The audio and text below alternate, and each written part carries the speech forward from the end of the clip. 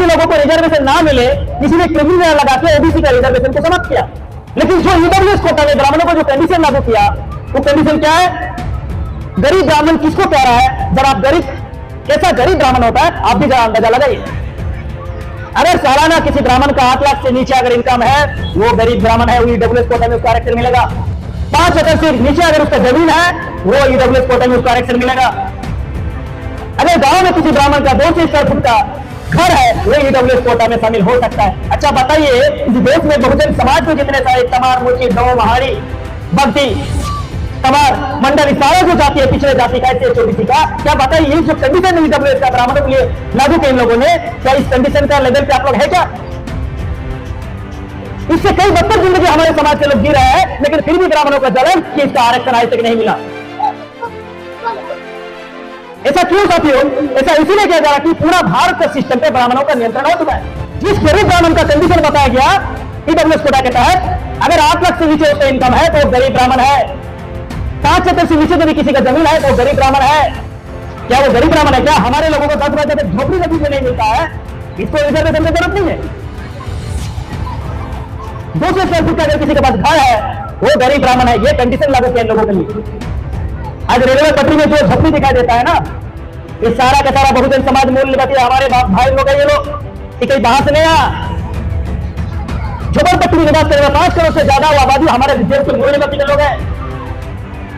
Railway पटरी में जो भीख मांगती थी बच्चा डेली दिखाई देगा, ये हमारा मूल निवासी बच्चा है। इसको सरकार को दिखाई नहीं देता है। तो साथी इसीलिए इसको असंविधान में कहा जा रहा है क्योंकि ये संविधान में कई बार प्रावधान नहीं है कि आर्थिक आधार पर या गरीबी के आधार पर रिजर्वेशन दिया जाए, यानी उसके खिलाफ भी ब्राह्मण कानून बना सकता है और बना करके ब्राह्मण के लिए रिजर्वेशन दे सकता है। लेकिन रिजर्वेशन जो संविधान में फंडामेंटल राइट है, फंडामेंटल राइट के खिलाफ भी जाकर लोगों ने कानून बनाया, इसीलिए इसको असंवैधानिक कहा जाता है। साथियों, जो विषय रखा गया है लोकतंत्र एवं ब्राह्मण तंत्र एक साथ नहीं चल सकता, बाबा साहब डॉक्टर अंबेडकर 20 मई 1956।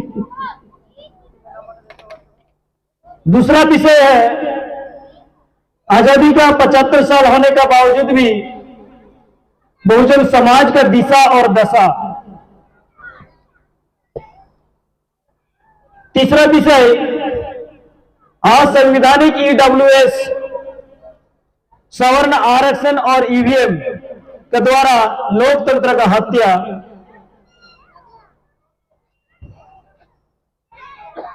चौथा विषय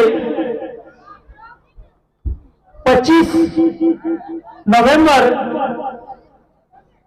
1949 बाबा साहब ने कहा कि सामाजिक लोकतंत्र आर्थिक लोकतंत्र प्रभावहीन होगा। इसमें से जो 1 नंबर और 4 नंबर का जो पॉइंट है दोनों सेम ही है, और जो 3 विषय यहां पे रखा गया आप लोगों का सामने चर्चा करने के लिए, 3 विषय एक दूसरे से रिलेटेड है। साथियों, वामसेप एवं यूनिटी ऑफ मूल्यवासी के माध्यम से जो विषय चर्चा के लिए रखा गया है,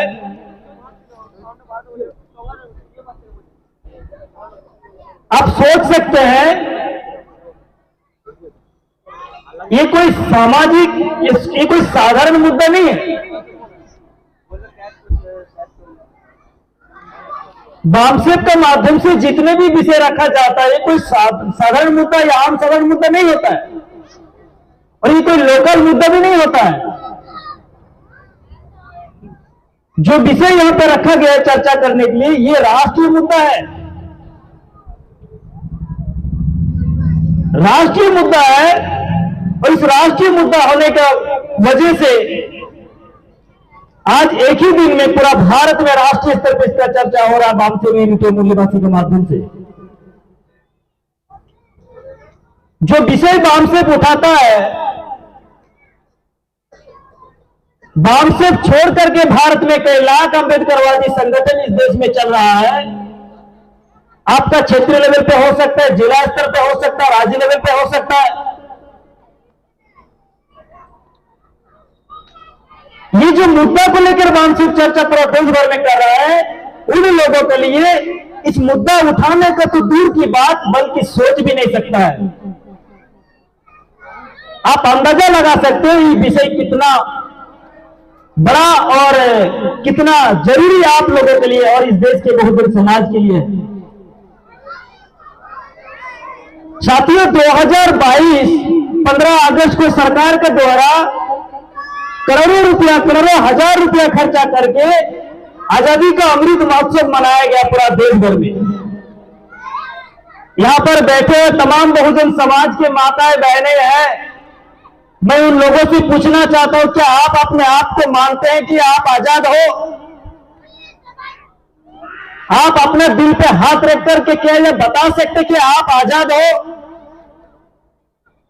जब आप मानते हो कि आप आजाद हो, तो मैं एक सवाल फिर दूसरा आपको खड़ा कर सकता हूं, क्या आप बच्चा पैदा कर सकते हो? क्या आप अपना बच्चा का नाम रख सकते हो?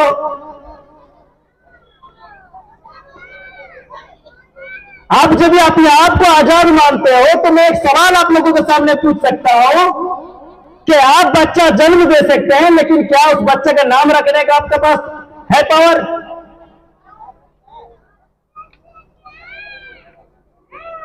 आप जब अपने आप को आजाद मानते हो, आप इंजीनियर हो सकते हैं, डॉक्टर हो सकते हैं, आप घर बना सकते हैं, क्या बिना ब्राह्मण को बुला करके, बिना यज्ञ करके आप उस घर में घुस सकते हो? आप जब अपने आप को आजाद मानते हो, आपका घर में कोई मर जाता है, क्या उसको बिना ब्राह्मण को बुला आप उनको उद्धार कर सकते हो? इन सारा सवालों का जवाब एक ही आता है कि ना।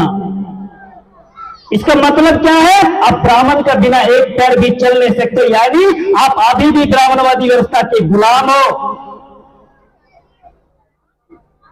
और हम गुलाम हैं, इसलिए सरकार के द्वारा एक झूठा प्रोपेगेंडा करके हम लोग को यह बताया जा रहा कि आप आजाद हो, आप आजाद हो, आप आजाद हो, ताकि गुलाम लोगों की जानकारी ना हो जाए कि आप गुलाम हो। साथियों, जिस दिन 2022 15 अगस्त को आजादी का अमृत महोत्सव मनाया जा रहा था पूरे देश भर में, घर घर में तिरंगा फहराने का जो बात कह रहा था, 14 अगस्त को आप लोगों के सामने घटना है, इंद्र मेघवाल नाम का एक 9 साल का बच्चा क्लास 3 में पढ़ता था, वो घड़ा में पानी पी रहा था स्कूल में, तो इस स्कूल का टीचर उस बच्चा को पीट पीट के हत्या कर दी। उस स्कूल का टीचर ने उस क्लास 3 का बच्चा जो 9 साल की उम्र है, उसको पीट पीट के हत्या कर दिया। जिस देश में पानी पीने तक का अधिकार हमारा नहीं है, और हमारे बहुजन समाज को आजादी का अमृत महोत्सव एक झूठा प्रोपेगेंडा सरकार की ओर से सरकारी फंड खर्चा करके बताया जा रहा है। साथियों, हम आज भी आजाद नहीं है।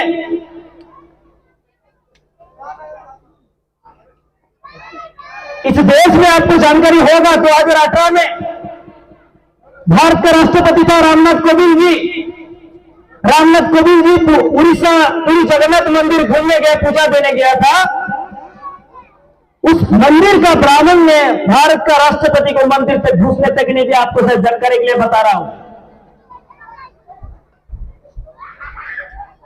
जिस देश का राष्ट्रपति के साथ ब्राह्मण इस तरह का व्यवहार कर सकता है, आपका मेरा क्या हैसियत है?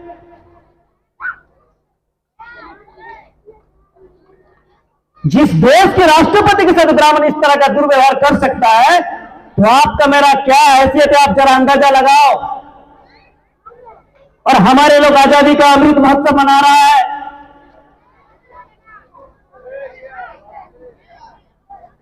साथियों, हम गुलाम हैं, और भारत का संविधान भी इस बात को मानता है। भारत का संविधान पर भी कहीं पर भी इस बात को लिखा हुआ नहीं है कि भारत आजाद है। 1947 15 अगस्त को जो बिल पास हुआ था, वो था transfer of power bill, not for freedom bill. आजादी का बिल पास नहीं हुआ था।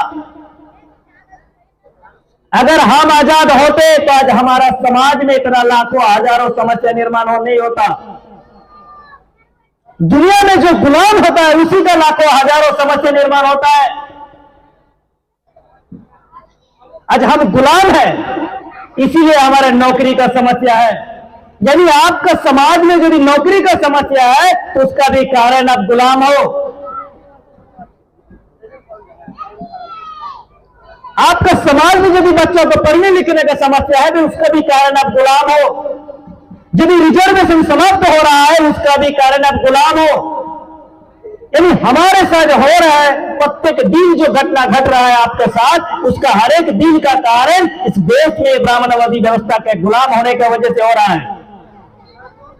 यानी हम आज भी आजाद नहीं हुए। 15 अगस्त 1947 को जो झूठ तथा कथित जो आजाद भारत को बनाया गया, घोषणा किया गया था, उसका 16 अगस्त का दिन ही अन्ना भाऊ साठे नाम का एक श्रमिक नेता, उन्होंने आंदोलन कर दिया था आजादी के खिलाफ। उसने क्या नारा दिया मालूम है? कि ये आजादी झूठी है, देश की जनता भूखी है। अन्ना भाऊ साठे ने 16 अगस्त को आजादी के खिलाफ आंदोलन शुरू कर दिया था। तो फिर सारा मीडिया अन्ना भाऊ साठे के पास चला गया, उनसे इंटरव्यू ले रहा, पूछ रहा उनको कि भारत तो कल आजाद हो गया, आज आप आजादी के खिलाफ आंदोलन कर रहे हो, ऐसा क्या बात है? तो अन्ना भाऊ साठे ने स्टेटमेंट दिया मीडिया को कि कल जो आजादी मिली उनमें हम शामिल नहीं हैं, हम तो आज भी गुलाम हैं और हम आज भी गुलाम है, इसीलिए हमारा समाज में आज भी कोई भी समस्या का समाधान नहीं हो रहा है। हमारे समाज में हो रहे प्रत्येक समस्या का कारण हम गुलाम हैं और जब तक हम गुलाम रहेंगे तब तक हमारा समस्या समाधान नहीं होगा।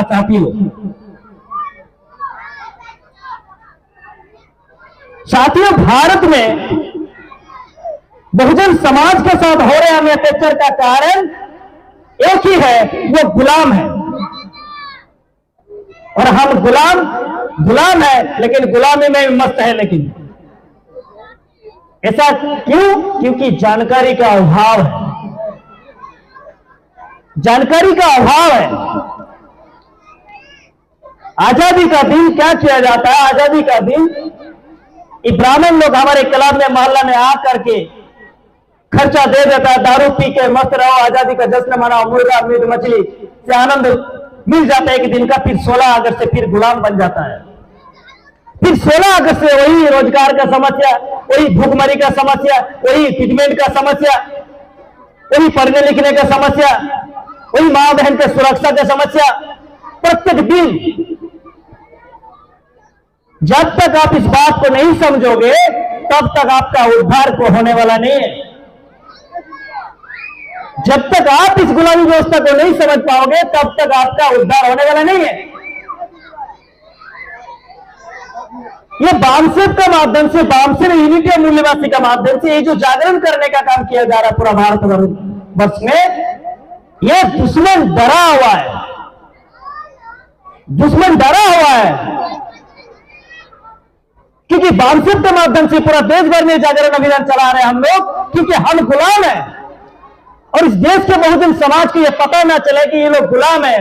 अगर पता चल जाएगा तो फिर तीसरी आजादी की लड़ाई लड़ सकता है। इसीलिए आजादी का झूठा प्रोपेगेंडा बना के अमृत महोत्सव मनाने के लिए हमारे लोगों को प्रोत्साहित किया जाता है। इस बात को जानना समझना चाहिए आप लोगों को। मैं साथियों, आज कई सारा विषय यहां पर रखा गया है। इसके बाद जो असंवैधानिक ईडब्ल्यूएस और ईवीएम के द्वारा लोकतंत्र का हत्या किया जा रहा है। साथियों, आज बहुजन समाज में जितना सारा समस्या निर्माण हुआ है, इसका 2 ही कारण है। एक, हमारे समाज के जो लीडर, आप जिनको लीडर मानते हैं, दूसरा ईवीएम मशीन। साथियों, जिनको आप लीडर मानते हैं, ये लीडर नहीं है बल्कि ब्राह्मणों के द्वारा नॉमिनेट किया गया एजेंट है हमारा समाज में। साथियों, असंवैधानिक ईडब्ल्यूएस जो है, या संवैधानिक इसीलिए कहा जा रहा है, संविधान में ऐसे कई तरह प्रावधान नहीं है कि गरीबी के आधार पर उसको रिजर्वेशन दिया जाए। भारत के संविधान में जाति के आधार पर रिजर्वेशन दिया गया, गरीबी के आधार पर रिजर्वेशन नहीं दिया गया। फिर भी ब्राह्मण संविधान के खिलाफ जाकर संविधान को संशोधन करके ईडब्ल्यूएस कोटा ब्राह्मणों के लिए 10% आरक्षण चालू कर दिया। जब 92 में मंडल कमीशन लागू हुआ था, तो मंडल कमीशन जब ओबीसी का रिजर्वेशन देने का बात आया था, उस समय सुप्रीम कोर्ट का स्टेटमेंट क्या था मालूम है? कि रिजर्वेशन को 50% से ज्यादा नहीं दिया जाएगा। यदि सुप्रीम कोर्ट का 1990 में जब ये ऑर्डर था कि रिजर्वेशन को 50% से ज्यादा नहीं दिया जाएगा, तो ब्राह्मणों को 10% आरक्षण किस आधार पर दिया गया? यानी सुप्रीम कोर्ट का ऑर्डर का भी खिलाफ किया इन लोगों ने, उसका भी खिलाफ जाके निर्णय लिया। दूसरी बात, साथियों, ओबीसी लोगों को रिजर्वेशन ना मिले इसलिए क्रिमिनल लगा के ओबीसी का रिजर्वेशन को समाप्त किया। लेकिन जो ईडब्ल्यूएस कोटा में ब्राह्मणों को जो कंडीशन लागू किया, वो कंडीशन क्या है? गरीब ब्राह्मण किसको कह रहा है? जरा आप गरीब, कैसा गरीब ब्राह्मण होता है आप भी जरा अंदाजा लगाइए। अगर सालाना किसी ब्राह्मण का 8 लाख से नीचे अगर इनकम है, वो गरीब ब्राह्मण है, वो ईडब्ल्यूएस कोटा में उसका आरक्षण मिलेगा। 5 एकड़ से नीचे अगर उसका जमीन है, वो ईडब्ल्यूएस कोटा में उसका आरक्षण मिलेगा। अगर गांव में किसी ब्राह्मण का 200 स्क्वायर फुट का घर है, वो ईडब्ल्यूएस कोटा में शामिल हो सकता है। अच्छा बताइए, इस देश में बहुजन समाज को जितने सारे चमार, मोची, डोम, हाड़ी, भक्ति, कमार, मंडल, इस सारा जो जाति है पिछड़े जाति का, SC ओबीसी का, क्या बताइए ये जो कंडीशन है ईडब्ल्यूएस का ब्राह्मणों के लिए लागू किया इन लोगों ने, क्या इस कंडीशन का लेवल पे आप लोग है क्या? इससे कई बदतर जिंदगी हमारे समाज के लोग जी रहे हैं, लेकिन फिर भी ब्राह्मणों का जलन कि इसका आरक्षण आज तक नहीं मिला। ऐसा क्यों साथियों? ऐसा इसीलिए किया जा रहा कि पूरा भारत का सिस्टम पे ब्राह्मणों का नियंत्रण हो चुका है। जिस गरीब ब्राह्मण का कंडीशन बताया गया ईडब्ल्यूएस कोटा के तहत, अगर 8 लाख से नीचे उसका इनकम है तो वो गरीब ब्राह्मण है। 5 एकड़ से नीचे यदि किसी का जमीन है तो वो गरीब ब्राह्मण है।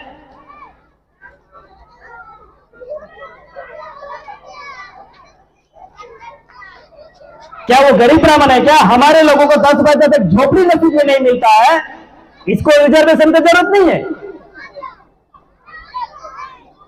200 स्क्वायर फुट का अगर किसी के पास घर है, वो गरीब ब्राह्मण है। ये कंडीशन लागू किया इन लोगों के लिए। आज रेलवे पटरी में जो झोपड़ी दिखाई देता है ना, ये सारा का सारा बहुजन समाज मूल निवासी हमारे बाप भाई लोग है। ये लोग ये कहीं बाहर से नहीं आया। झोपड़पट्टी में निवास करने वाला 5 करोड़ से ज्यादा वो आबादी हमारे देश के मूल निवासी के लोग हैं। रेलवे पटरी में जो भीख मांगती फिर रहा बच्चा डेली दिखाई देगा, ये हमारा मूल निवासी बच्चा है। इसको सरकार को दिखाई नहीं देता है। तो साथियों, इसीलिए इसको असंविधानिक कहा जा रहा है, क्योंकि ये संविधान में ऐसा कहीं पर प्रावधान नहीं है कि आर्थिक आधार पर या गरीबी के आधार पर रिजर्वेशन दिया जाए। यानी उसका खिलाफ भी ब्राह्मण कानून बना सकता है और बना करके ब्राह्मण के लिए रिजर्वेशन दे सकता है। लेकिन रिजर्वेशन जो संविधान में फंडामेंटल राइट है, वो फंडामेंटल राइट के खिलाफ भी जाके इन लोगों ने कानून बनाया। इसीलिए इसको असंवैधानिक कहा जाता है।